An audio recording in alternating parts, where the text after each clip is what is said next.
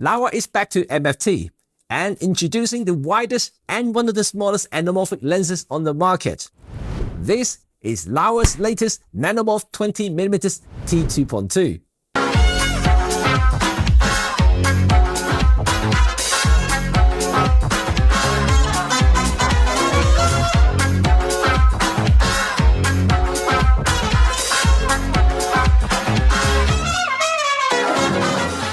Hi, it's Cheng here from RED35. I'm sure you will agree that we, all Micro Four Thirds users, love small things. And Laowa knows it well too, especially after its tiny and brilliant 6mm f2 that was crowned Lens of the Year 2022 by me. Now, Laowa is back with a brand new 20mm T2.2 Nanomorph. As the name suggests, it is nano-sized. Well, just look at this. Well, it's pretty tiny, especially when you compare with other cine lenses I've tested in the past. Because this Laowa is an anamorphic lens, I need to adjust my usual standard review to reflect the goods about the optic. Because what's good as an anamorphic lens is, well, bad as a photography lens. Because you buy an anamorphic lens for its unique rendering. The flaws, so to speak, as how photographers would see them.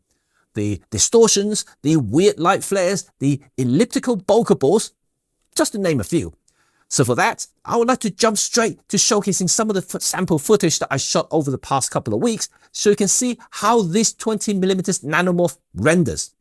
And oh yes, there is something unique about this particular lens here. See if you can spot it.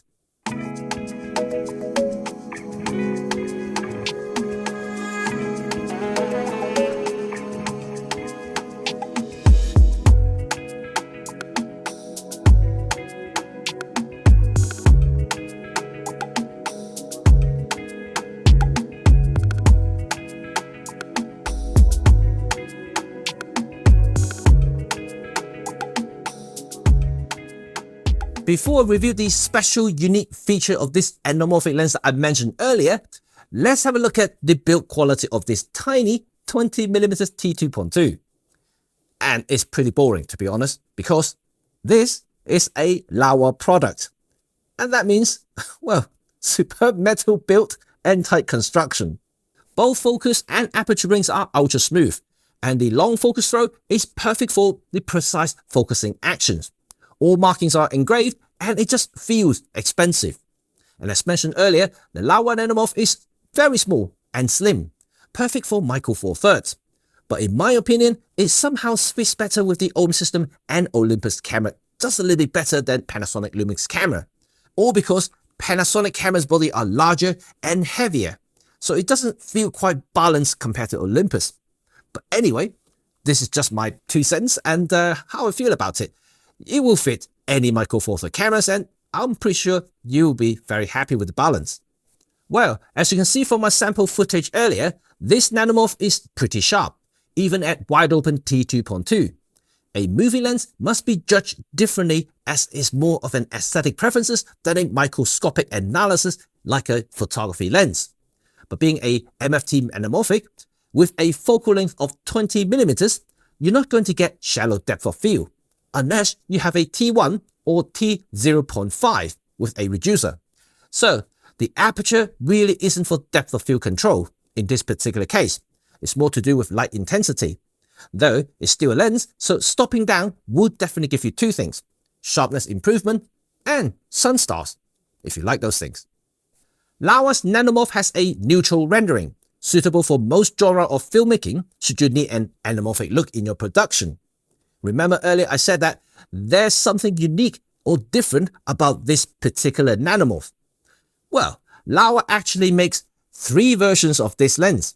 Amber, which gives you orange flares, blue, which gives you more usual blue flare that you see in some of the classic anamorphic movies like Blade Runner, Alien and Pulp Fiction. But the one I have here is what Laowa calls the silver version.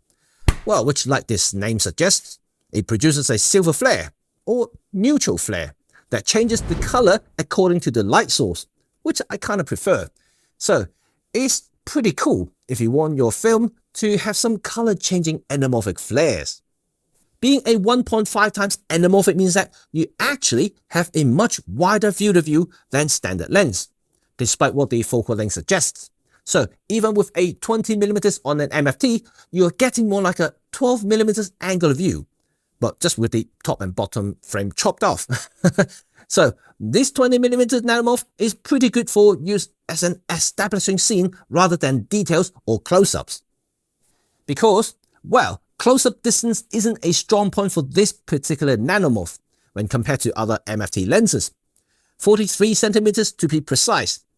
Yeah, so it's definitely not something to write home about, and I expect it to be just a little bit better given its focal length.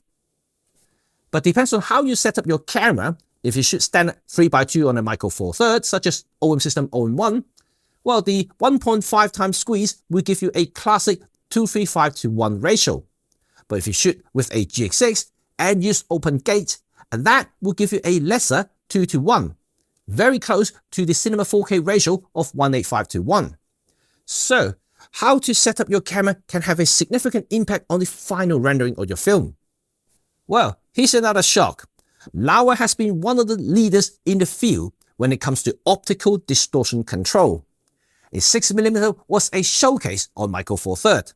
And still, I just don't know how they managed to design a lens with zero distortion as such wide-angle lens. But anyway, the 20mm nanomorph still has some barrel distortion, just as you would expect from an anamorphic lens, but much less than similar lenses I've seen in the past. Good or bad depends really on what you are looking for, especially most people are accustomed to how anamorphic lenses usually behave.